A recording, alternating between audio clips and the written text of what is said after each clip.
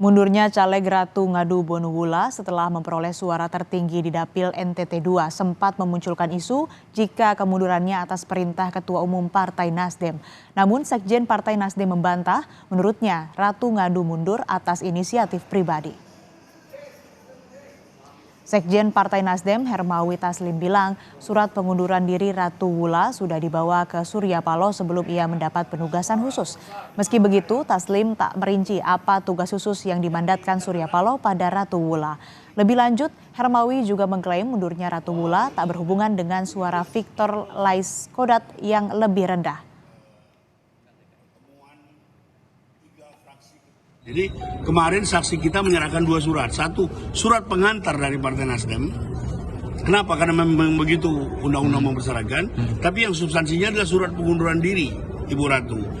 Saya juga nggak sempat baca surat itu. Itu kan suratnya sangat pribadi. Kalau mau tahu isi suratnya ada di KPU. Pak Victor salah satu calon.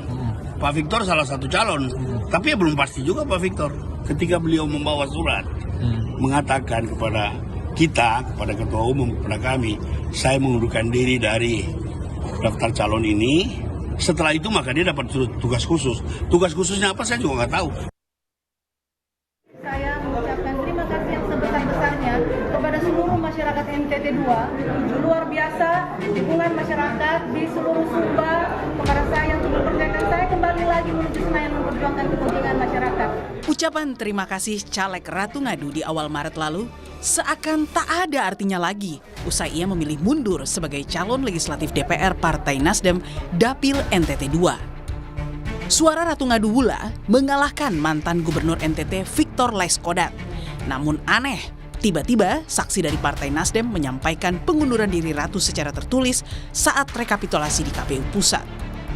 Mundurnya Ratu Ngadu Wula membuat para pemilihnya di Sumba kesal. Mereka menilai Ratu Ngadu sudah mengkhianati suara rakyat.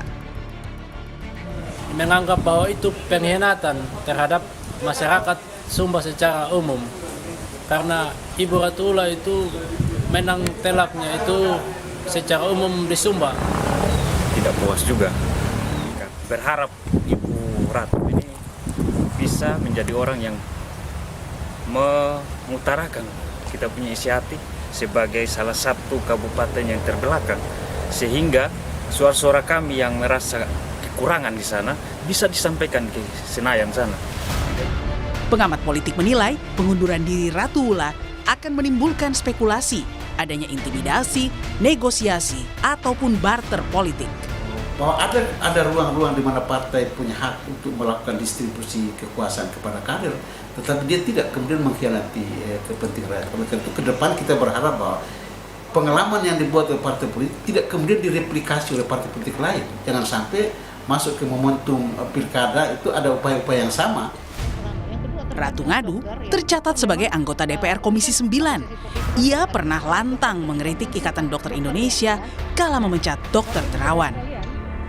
Terkait dengan kondisi yang terjadi hari ini, ya pemecatan Dr. Terawan, ya kami sebagai DPR kebetulan saya waktu itu berada di Dapil, ya masyarakat bertanya, bahkan ada yang mengusulkan, bubar aja ID, kenapa ada ID? Kalau semua harus ada hal yang baik untuk masyarakat, ini kok harus dilarang-larang seperti itu, ya harus dibatasi gitu. Sikap wakil rakyat yang memilih mundur setelah mendapat mayoritas suara rakyat patut dikritisi. Tak hanya sang caleg, tapi juga parpol tempatnya bernaung. Kalix Taus, Kompas TV Kupang, Nusa Tenggara Timur.